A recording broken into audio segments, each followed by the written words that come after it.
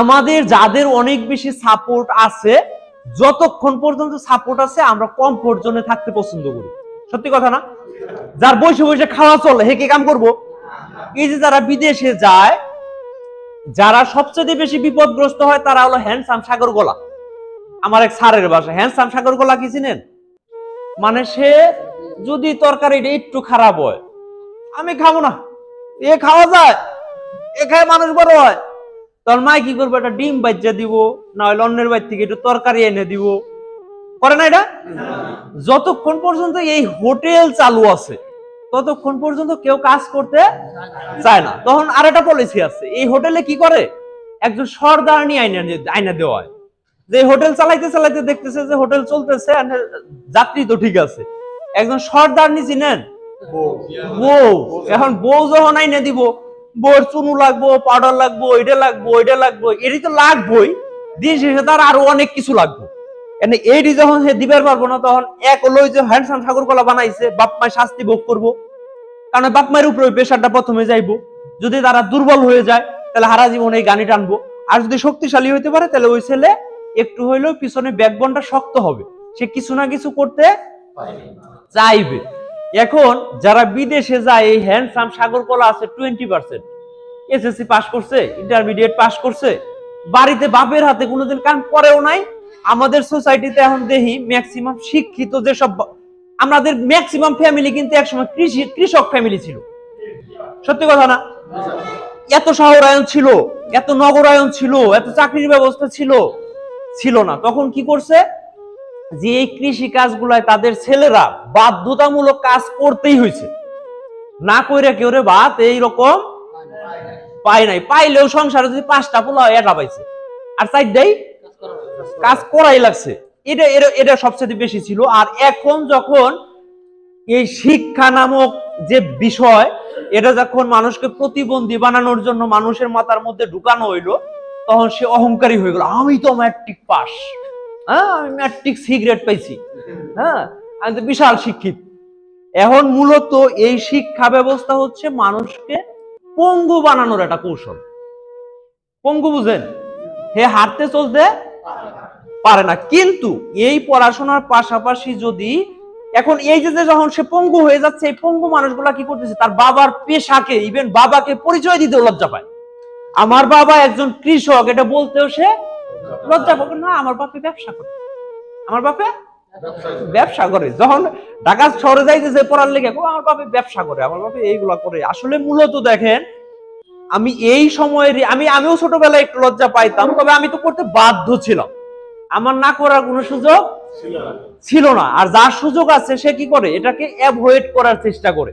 Avoid করে যখন যায়, আমরা কখনোই শেকড়কে ছেড়ে ভালো থাকতে পারবো না, আমরা শেকড়কে ভুলে যেতে চাই।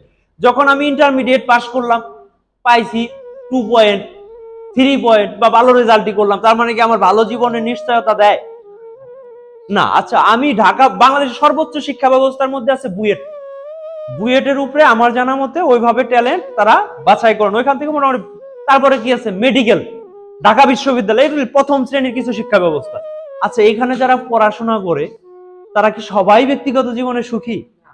সবাই অনেক টাকার মালিক, আর অনেক টাকার মালিক হইলেই কি সে সুখী মানুষ হবে? তার মানে কি, আমাদের জীবন ধারণের জন্য, জীবনে ভালো থাকার জন্য যে মেথড গুলা দরকার, যে নিয়ম কানুন গুলা জানা দরকার, এগুলো আমাদের শিক্ষা ব্যবস্থায় নাই। আছে না? যদি থাকতো তাহলে তো বুয়েট থেকে পড়ে আমি সবচাইতে সুখী মানুষ হইতাম, আমি সবচাইতে মেধাবী বলতে পারি, কিন্তু সবচাইতে সুখী মানুষ হইতাম। তাতে কি আমার জীবনে সুখ হয় না? কারণ কি, জীবনে ভালো থাকার জন্য প্রকৃতি থেকে কিছু নিয়ম কানুন শৃঙ্খলা আমাদের শিখতে হয়। এটা অটোমেটিক আমরা শিখে ফেলি, এটাকে বলা হয় জ্ঞান। জ্ঞান দেখবেন আমাদের পূর্বের জেনারেশন, তারা কোনোদিন পড়াশোনা করে না, স্কুল কলেজের বারান্দায় যায় নাই, তাদেরকে অনেক মানুষ সম্মান করতো। আমাদের নবীজিকে দিয়ে যদি আমরা উদাহরণ দিই, সে কি শিক্ষা ব্যবস্থায় অনেক বেশি শিক্ষিত ছিল? কিন্তু তার সমান জ্ঞানী কি কেউ হইতে পারবে? তাহলে জ্ঞান কি কোনো বই পুস্তক থেকে আসে? জ্ঞান আল্লাহ প্রদত্ত, এবং মানুষের শুদ্ধতার মাধ্যমে এটা আসে। এখন আমি আকাম কুকাম করি, আমার জ্ঞান হইব, এটা হইব আকাম্যা জ্ঞান। বুঝতে পারছেন? যখন আমি নিজেকে শুদ্ধ করতে পারবো, পরোপকারিতা বা মানুষকে সৎ পরামর্শ, ওই যে অন্যের জন্য আমি কুয়াকুতি, তাহলে কি আমি ভালো থাকতে পারবো না? সর্বোপরি নিজেকে যখন ভালো রাখতে চাই তাহলে সকলেরই ভালো চাইতে হবে। আমি প্রথমে বলছি, আমি কি নিঃস্বার্থভাবে আপনাদের ভালো চাই? আপনাদের কাছে আমাদের কোনো স্বার্থ আছে না। এরকম আমরা আমাদের জীবনে যত বেশি নিঃস্বার্থ কাজ করতে পারবো, ভালোবাসতে পারবো, আমাদের জীবন তত সুন্দর হবে। এখন এই জায়গায় দেখেন, আমরা যারা এখন বিদেশ যাচ্ছি, এরকম কি 2-4 জন নাই শিক্ষিত আছে? আমরা দেশে যা খুশি তাই করতে পারি না, আমাদের লজ্জা লাগে। আমরা মধ্যবিত্ত ফ্যামিলি। সবচেয়ে খারাপ কি জানেন? এই মধ্যবিত্ত পরিবারে জন্মগ্রহণ করা। এ আইলাও না যাইলাও না। এখন যখন আমি আইলাও এবার পারতাম, তখন আমি মাস গেলে হয়তো অনেক টাকা কামাইতে পারতাম। একজন ডেলিভার পার ডে 800 টাকা ইনকাম করে, কমপক্ষে 800 নইলে 500 করে, 15,000 টাকা মাসে পাইবো। এবং ওর উপরে বাইন্ডিং চাপাই দিবেন। বাংলাদেশে এই ধরনের কোনো সিস্টেমই নাই। দেখবেন এই যে এখানে বসে রয়েছেন, সবাই 25,000 টাকা বেতন, 30,000 টাকা বেতনে চাকরি করবেন। যে পরিমাণ কাজ করবেন বাংলাদেশে করাইলে ওই বাড়িতে আপনার কামই করবেন না। গ্রামে যখন দেখেন, আমি আপনাদের একটা ভবিষ্যৎ সম্পর্কে একটু অবগত করি। মানুষ যতই শহরায়ন করুক, যতই নগরায়ন করুক, এই ইট ব্যাংকে কি খাইতে পারবো? খাওয়া যায়? মানুষ খায় কি? ভাত খায়, না হইলে খাদ্য দ্রব্য খায়, যেগুলা ফসল বা উৎপাদন হয়। এখন গ্রামে যাইবেন, কামের কোনো লোকই পাইবেন না। আপনি ধান পেয়ে গেছে, আপনি ধান লাগাইবেন, লোকের পিছনে আপনার সিরিয়াল দেওয়া লাগবে, লোকের পিছনে সিরিয়াল দেওয়া লাগবে, তারপর আপনি পাইতেন না, পাইবেন সিরিয়ালে। এখন এই যে আপনি পাইতেছেন, এতে কি হচ্ছে? উৎপাদনে ব্যাঘাত ঘটতেছে। এই ব্যাঘাতটা ঘটাইল কিরা? প্রতিবন্ধী শিক্ষা। এই শিক্ষাকে যদি যথোপযুক্ত সঠিক শিক্ষা দেওয়া হইতো, তাহলে এই ব্যবস্থা থাকতো না। কারণ আমাদের শিক্ষা ব্যবস্থার মধ্যে এমন কিছু প্রলোভন দেখানো হয়েছে, আমি তো শিক্ষিত হইলে আমি যখন যে আমার ক্লাস 6 এর একটা কথা মনে আছে, আমার এক স্যার এক প্যারাগ্রাফ পড়বে দিছে, এ পড়া কোনোভাবে আমি পারিনি, বা কেউ পারছে কেউ পারে নাই, অত মনে নাই। এনে যারা ফার্স্ট বেঞ্চে, আরে তুমি ও যাও ওই যাবো সচিব, আর তোরা কেউ কিচ্ছু হইতে পারবি না, তোরা পড়াশোনা করিস না, বলে না এরকম? সে অবশ্যই ভালোর জন্য বলছে, এটা আমি নেগেটিভলি দেখছি না, কিন্তু দিন শেষে আদৌ কি এটা বাস্তব না? সঠিক মানুষটা তৈরি করতে হবে, যে আসলে কে সঠিক মানুষ। শুধু আমি দেখছি এমনও ব্রিলিয়ান্ট আছে, সে শিক্ষায় অনেক আগায়, অনেক মেধাবী, কিন্তু মানুষ হিসাবে পচা। এই পচা মানুষ কখনোই ভালো থাকতে পারবে না। ওই যে দুর্জন বিদ্বান হলেও পরিত্যাজ্য, পড়ছেন না? যে দুর্জন, সে যতই বিদ্বান হোক, তাকে পরিত্যাগ করা আমাদের দায়িত্ব। যদি এটা আমরা না করতে পারি, তাহলে আমরা ওই দুর্জনের দলেই যোগ দিব। এজন্য হচ্ছে সর্বোপরি আমাদের একজন ভালো মানুষ গঠন করতে হবে, নিজের ফান্ড ম্যানেজমেন্ট ঠিক রেখে, নিজেকে ভালো রেখে অন্যকে ভালো রাখার চেষ্টা করতে হবে। দেখেন, আমি যে কালকে কে যেন নিচে গেছিল, আমি বলছিলাম যে আমি যদি মানসিকভাবে স্টেবল না হই, আপনারা চিল্লাপাল্লা করেন, কথা না শোনেন, বা আমার প্রতি মনোযোগী না হন, তাহলে কি আমার ভেতর থেকে কথা বের হবে? আমি বলতে পারবো আপনাদের ভালো একটা কথা না? আপনার জীবনটা ওই রকমই। যখন আপনার বউতে বেড়া দিতেছে, শালিতে আইফোনের বেড়া দিতেছে, ওমরা সুপারভাইজার পাশায় 2টা বাড়ি দিতেছে, কাম নাই, কাম বাদ দিয়ে কি ভাবে? কারণ কি, এই যে আমি প্রবাসীদের ফ্যামিলিরে কাউন্সিলিং করি সবচেয়ে বেশি, কারণ তারা কি করে, ওই একবার গেছে বিদেশে, এর টেহার লিগে, এডের লিগে, ওডের লিগে খালি জ্বালা দিব। এই জ্বালায় কি করে সে, দেখবেন যখন আমরা অন্য মনস্ক হয়ে যাই, কখন? যখন আমরা বিভিন্ন চিন্তা ভাবনা করি, আমার বাড়ি নিয়ে চিন্তা করতে হইতেছে, আমার বউ নিয়ে চিন্তা করতেছে, আমার মায়ের নিয়ে চিন্তা করতেছে, মায় আর বউ লিখ দিছে আবার ফাটাফাটি যুদ্ধ, এই রাশিয়া ইউক্রেনের যুদ্ধ নিয়ে আমার আবার বেজাল। এখন আমি তো কামের মধ্যে আছি, আমি যে সিচুয়েশনে আছি এটা কি তারা জানে? যখন তারা জানবে না, তারা তো তাদের অবস্থান অনুযায়ী। গত সপ্তাহে একটা কাউন্সিলিং আমি করছিলাম, যখন একজন মানুষ সম্পূর্ণ ফ্রি, তার কোনো কামই নাই, তাহলে হ্যাঁ কি করবো? আপনারা নিয়ে দিন করে ভাবতেছে, আর টেহা নিয়ে খালি গুনতেছে। মাস শেষ, আজকে 27 তারিখ, আজকে 25 তারিখ, আর 5টা দিন, আর 5টা দিনই কষ্ট আছে। তার মানে বসে বসেই কষ্ট করতেছে। 5টা দিন যে কষ্ট করবো, পয়সা পয়সাই কষ্ট করতেছে। আর ওমর দেখি হইতেছে প্রবাসীর জীবন যায় যায় অবস্থা, ওর 5 দিন যাইতেছে জীবন যায় যায় অবস্থায়, আর ও ভালো মতো খাইতেছে পড়তেছে, না হলে দোয়ানতে বাইক্যা করে আনতেছে, তাতেই ও কষ্টে আছে। তাহলে এর কারণ কি?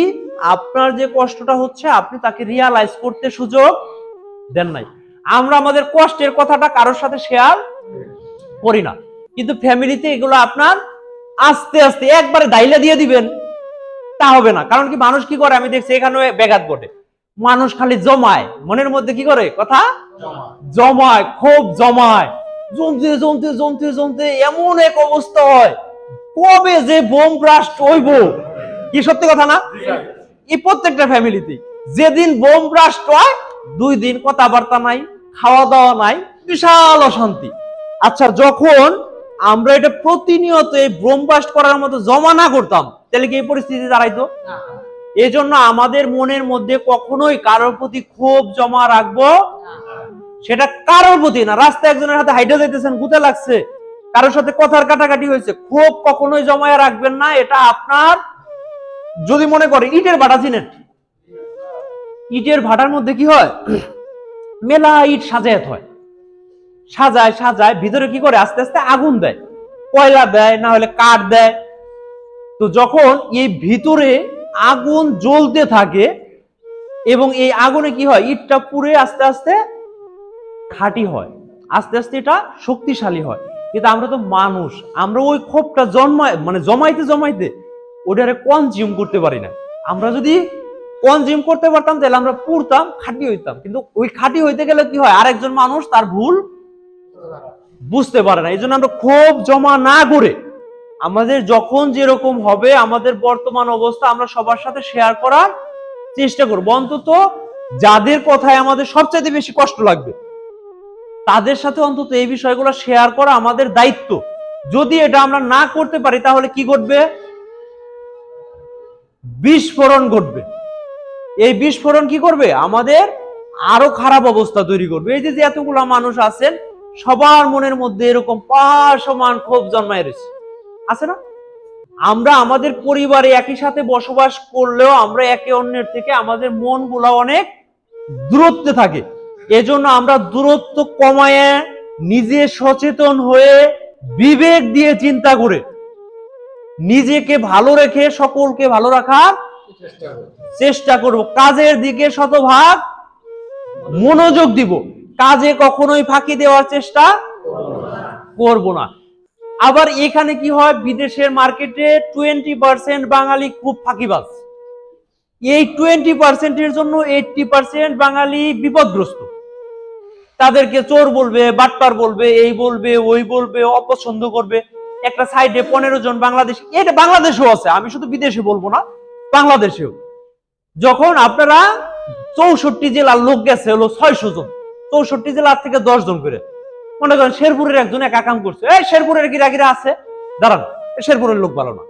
তার কারণ কি? আমাদের মস্তিষ্ক হচ্ছে এমন, আমরা ঢালাও ভাবে বিচার করি, আমরা সিঙ্গেলি বিচার করতে পারি না। এবং এটা না পারার কারণ হচ্ছে আমাদের সাইকোলজিক্যাল কিছু ডিসঅর্ডার থাকে। আমাদের ফ্যামিলিতেও এরকম হয়, সবটা জায়গায় আমাদের মানসিকভাবে বাঙালির মানসিকতা এরকম। যখন এই যে কয় না দেখেন ফ্যামিলিতে, যখন পোলাখন ভালো করে মায়ের আমার পোলা এটা দেখছ সর্বনাশ, আমার পোলা বিশাল কিছু করে আসছে। আর যখন খারাপ করে তোর পোলা মায়ের কয় তোর পোলা এটা কি লেগে করলো, তার কি সত্যি কথা না? তার মানে কি আমরা দোষটাকে অন্যের ঘাড়ে দিয়ে নিজে একটু সেফ জোনে থাকার চেষ্টা করি। বিদেশে যে এই ধরনের কাজ থেকে আমরা শতভাগ বিরত থাকবো ইনশাল্লাহ, নাকি? সকলে আমরা ভালো থাকি। যারা এই ভিডিওটি দেখলেন, অনেকে আমার কাছ থেকে বা আমার সন্নিকটে থেকে গেছেন, বা অনেকে আমাকে চিনেন বা চিনেন না, সর্বোপরি আমার সকলের প্রতি উদ্দেশ্য এবং টোটাল সারমর্ম আমার এই ভিডিও, নিজেকে গঠন করতে হবে, নিজের ফান্ড ম্যানেজমেন্ট ঠিক করতে হবে, নিজেকে শান্তিতে রাখতে হবে। কিন্তু এই শান্তি কোনোভাবেই অন্যায় পথে নয়। আমার জুয়া খেলতে ভাল লাগে, আমার ওই ভিডিও কলে কথা কইতে ভাল লাগে, কিন্তু এই যে ভালো লাগে, এই ভালোর পিছনেই আছে খারাপ। কিছু কিছু ভালো আছে যেগুলো সাময়িকভাবে আমাকে আনন্দ দিবে, কিন্তু লং টার্ম আমাকে কষ্ট দিবে। কেন কষ্ট দিবে দেখেন, কারণ আমাদের মস্তিষ্ক এমন একটা জিনিস, এটা কখনোই কোনো কিছু ভুলতে পারে না। যখন ভুলতে পারবেন আপনি একটা ভুল পথে আনন্দ নিছেন, ওটা কি আমার মেমোরিতে আছে না? ওইটা যতদিন থাকবে ততদিন আপনি ওইটার অশান্তি ভোগ করবেন এবং করতেই হবে। কারণ কি, আমার মেমোরি কখনোই ভুলে যেতে পারবো না। হয়তো আমি কেউ জানে না, কাউকে আমি বলি নাই, কিন্তু কাউকে বলি নাই দেখে আমার মস্তিষ্ক থেকে আউট করতে পারছি। আমাদের এই টোটাল মেমোরির দ্বারা আমাদের বর্তমান অবস্থা চলতেছে। আমরা এই বয়স পর্যন্ত, আমার বয়স যদি হয় 30 বা 32, এই 32 বছর বয়স পর্যন্ত আমি যে মেমোরি মাথার মধ্যে ঢুকাইছি, এই মেমোরি অনুযায়ী আমার এই জায়গায় দাঁড়ায় থাকা। ক্লিয়ার? এই মেমোরি না থাকলে আমার চাকরি হইতো? এভাবে এই জায়গায় আপনারা আমার কথা শুনতেন না। তার এই মেমোরিটা হচ্ছে অত্যন্ত গুরুত্বপূর্ণ একটা অংশ। এখন এই মেমোরি কার্ডে আমি কি ঢুকামু, এটা তো আমার বিষয়। এখন আমি উল্টাপাল্টা জিনিস ঢুকাইছি, ভাইরাস ঢুকাইছি, এই ভাইরাস আমাকে কি করবে? অশান্তি দিবে, খারাপ অনুভূতি দিবে। তাহলে এই ধরনের কাজ থেকে আমরা বিরত থাকবো, সকলেই চেষ্টা করব। ধন্যবাদ সবাইকে।